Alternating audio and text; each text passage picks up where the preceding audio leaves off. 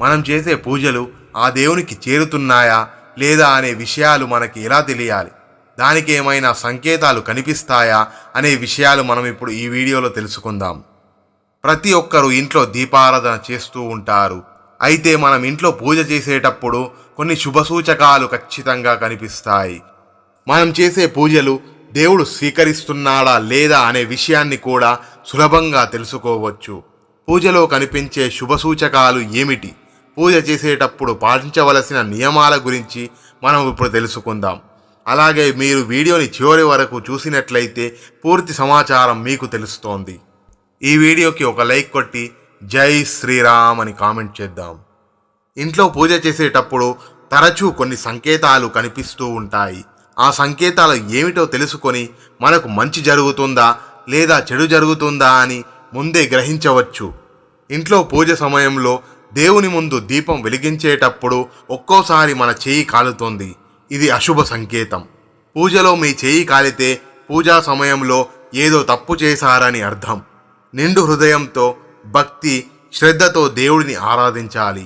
ఇంట్లో పూజ చేసేటప్పుడు ఒక్కోసారి మన కంటి నుండి కన్నీళ్లు వస్తాయి. మీకు తెలియకుండానే మీ కంటి నుండి కన్నీళ్లు వస్తే మీరు చేసే పూజకు మంచి ఫలితం రాబోతుందని అర్థం. మీకు కష్టాలు తొలగిపోతాయని సంకేతం. మీరు చేసే పనుల్లో విజయం సాధిస్తారని చెప్పవచ్చు. అలాగే దేవుని ముందు దీపం వెలిగించిన తర్వాత ఆ దీపం ప్రకాశవంతంగా వెలిగితే మీరు చేసే పూజలకు దేవుడు సంతోషంగా ఉన్నాడని, మీ కోరికలన్నీ నెరవేరుతాయని సంకేతం. మనం పూజ చేసేటప్పుడు ఆ దేవునికి పువ్వులు సమర్పిస్తాము. అయితే ఒక్కోసారి మనం పూజ చేసేటప్పుడు దేవుడు చిత్రపటం పైనుండి పువ్వులు కింద పడుతూ ఉంటాయి. ఇలాంటి సంకేతాలు చాలా శుభసూచకం. మీరు ఇంట్లో పూజ చేసే సమయంలో దేవునికి పెట్టిన పువ్వులు అకస్మాత్తుగా కింద పడితే దేవుడు మీ పూజలకు సంతోషంగా ఉన్నాడని, మీ ఇంటికి మంచి జరగబోతుందని సంకేతం. ఈ పువ్వులను దేవతల ఆశీర్వాదంగా భావించాలి. ఇలా దేవుని పటాల నుండి పువ్వు పడినప్పుడు ఆ పువ్వును మీతో ఉంచుకోండి. ఈ పువ్వును ఒక ఎరుపు వస్త్రంలో వేసి అందులోని ₹1 నాణెం పెట్టి కొన్ని బియ్యం పోసి మూట కట్టండి. ఈ మూటని మీ బీరువాలో పెట్టుకోండి. ఇలా చేయటం వల్ల మీ ఇల్లంతా ఎల్లప్పుడూ డబ్బుతో నిండి ఉంటుంది. మీ జీవితంలో డబ్బు కొరత అనేదే ఏర్పడదు. అలాగే ఒక్కోసారి మనం పూజ చేసేటప్పుడు అకస్మాత్తుగా ఆవలింతలు వస్తూ ఉంటాయి. పూజ సమయంలో పదే పదే ఆవలిస్తే అది చాలా అశుభంగా చెబుతారు. పూజలో ఆవలింతలు మొదలైతే మీలో నెగటివ్ ఎనర్జీ ఉందని సంకేతం. ఇంట్లో దేవుడి పూజ చేసేటప్పుడు నిలబడి దీపారాధన చేయకూడదు. నిలబడి పూజ చేయడం అస్సలు శ్రేయస్కరం కాదు. ఈ విధంగా పూజించడం వల్ల మీరు చేసే పూజలకు ఎటువంటి పుణ్య ఫలితం లభించదు. కాబట్టి ఇంట్లో నిలబడి పూజ చేయకండి, కూర్చొని మాత్రమే పూజ చేయండి. ఇంట్లో పూజ చేసే సమయంలో చిన్న చిన్న పొరపాట్లు జరుగుతూ ఉంటాయి. మనకు తెలియకుండానే జరిగే చిన్న చిన్న పొరపాట్ల వల్ల అనేక సమస్యలు ఎదురవుతాయి. మనం పూజ చేసే సమయంలో అప్పుడప్పుడు కుంకుమ చేతి నుండి జారిపోతోంది. పూజలో ఉపయోగించే కుంకుమ చేజారి కింద పడితే అది చాలా అశుభంగా భావిస్తారు. పూజ చేసే సమయంలో ఇలా జరిగితే మీ భర్తకు ఏదైనా సమస్యలు ఏర్పడతాయని సంకేతం. ఇలా కుంకుమ కింద పడినప్పుడు దానిని చీపురితో ఊడవకుండా చేతితో శుభ్రం చేసి ఆ కుంకుమను పారుతున్న నీటిలో కలిపితే ఎలాంటి దోషం ఉండదు. అలాగే అప్పుడప్పుడు పూజ చేసే సమయంలో దేవుడి ముందు వెలిగించాల్సిన దీపం పొరపాటున కొండెక్కుతోంది. ఇలా జరగడం కూడా అశుభంగా భావిస్తారు. దీపం కొండెక్కితే కుటుంబంలో సమస్యలు ఎదురవుతాయని సంకేతం.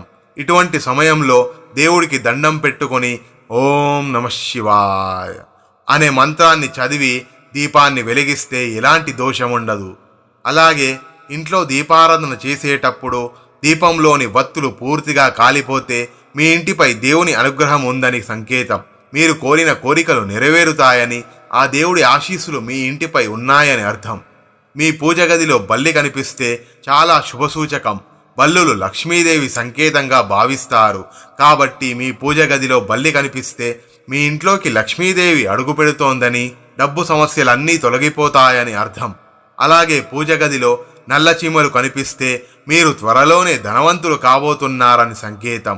ఇది శుభసూచకం. మీ ఇంట్లోకి లక్ష్మీదేవి అడుగు పెడుతోందని, మీ సమస్యలన్నీ తీరిపోతాయని అర్థం. అలాగే పూజ గదిలో దీపం వెలిగించినప్పుడు ఒక్కోసారి దీపం నుండి శబ్దం వస్తోంది. అలా అస్సలు రాకూడదు. దీపం ప్రశాంతంగా వెలుగుతూ ఉండాలి. అంతేకాని శబ్దం చేస్తూ ఉంటే మీరు చేసే పూజలో ఏవో తప్పులు జరుగుతున్నాయని అర్థం.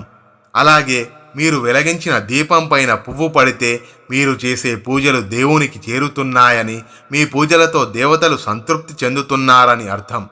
పూజలో వెలిగించే దీపాలని అగరబత్తులతో వెలిగించాలి. పూజలో దీపం వెలిగించిన తర్వాత దీపం దగ్గర అక్షంతలు వేయాలి. అలాగే దేవునికి కొట్టే కొబ్బరికాయ కుళ్ళిపోతే చాలా చెడు సంకేతంగా భావిస్తారు. కొబ్బరికాయ కుళ్ళిపోయినప్పుడు దాన్ని తీసేసి మీ కాళ్ళు చేతులు శుభ్రంగా కడుక్కొని పూజ గదిలో పసుపు నీళ్లు చిలకరించి కొత్త కొబ్బరికాయను కొట్టండి. ఇలా చేయడం వల్ల ఎలాంటి దోషం ఉండదు. వాస్తుశాస్త్రం ప్రకారం ఇంట్లో పూజ చేసేటప్పుడు పూజలో ఉపయోగించే పూజ సామాగ్రిని మీ కుడివైపున పెట్టుకోవాలి. ఇలా చేయడం వల్ల మీ కుటుంబానికి ఐశ్వర్యం సిద్ధిస్తుంది. అలాగే పూజ గదిలో ఉపయోగించే పండ్లు, పువ్వులు, మంచినీరు, శంఖం వంటి వస్తువులను మీ ఎడమవైపు పెట్టుకోవాలి. మన నిత్యం చేసే పూజలో ఈ నియమాలన్నీ పాటిస్తే మీరు చేసే పూజలకు శుభ ఫలితాలు లభిస్తాయని విశ్వాసం. పూజ చేసే స్త్రీలు ఖచ్చితంగా కుంకుమ బొట్టు పెట్టుకోవాలి. కుంకుమకు దైవశక్తి ఉంటుంది.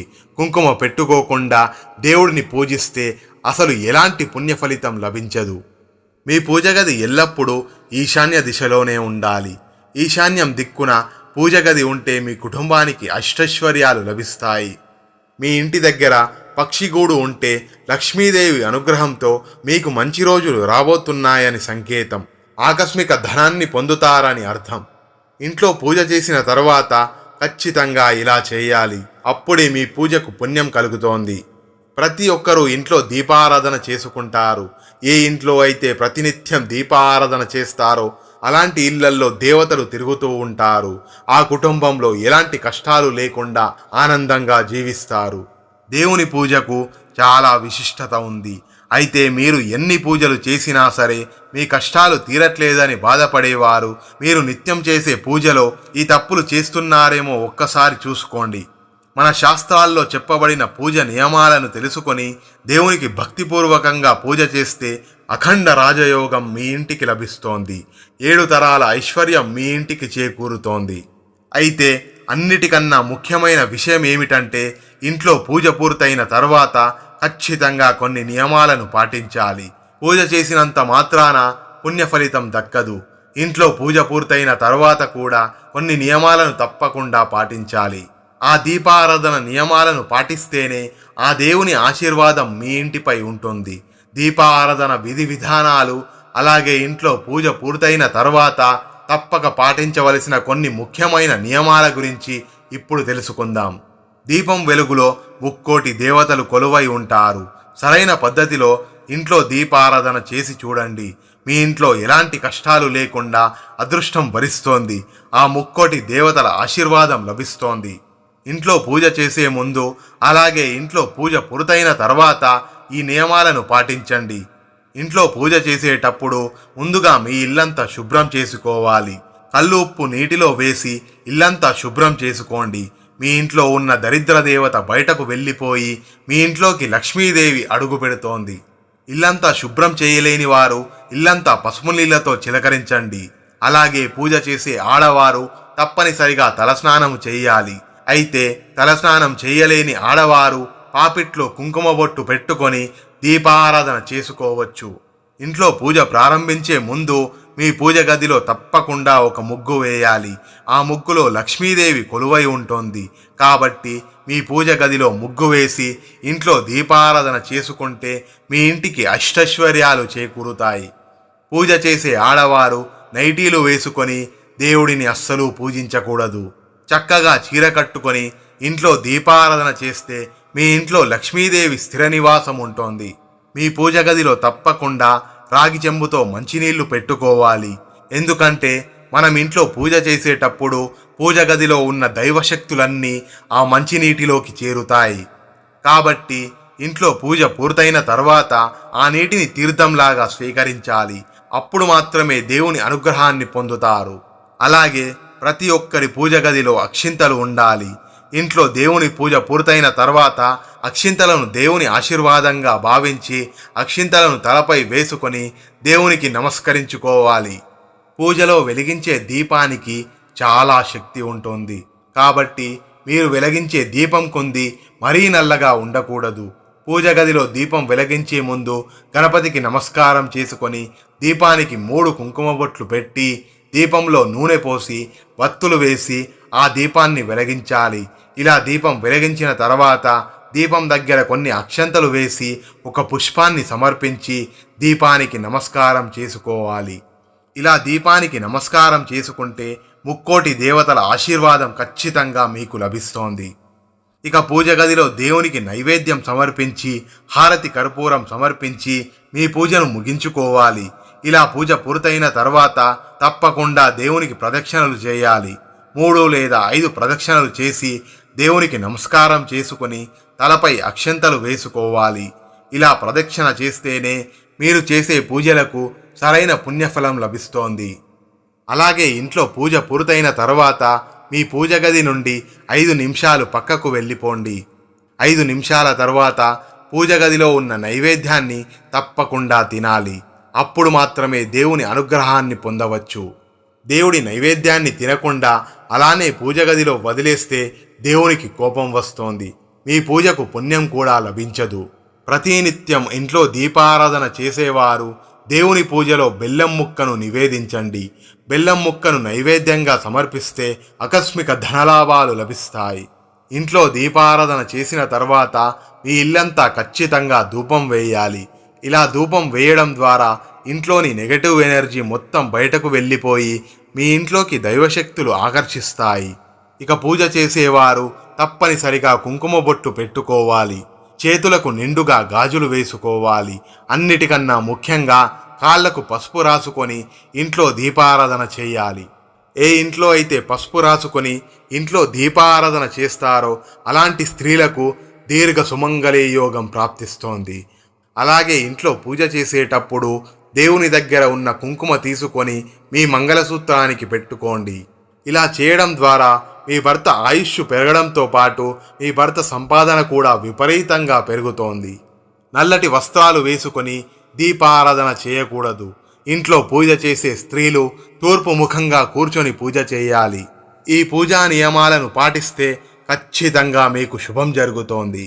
ఈ వీడియో గనుక మీకు ఉపయోగపడుతుందనుకుంటే ఓం నమః శివాయ అని కామెంట్ చేసి ఆ మహాశివుడి దీవెనలను అందుకుందాము.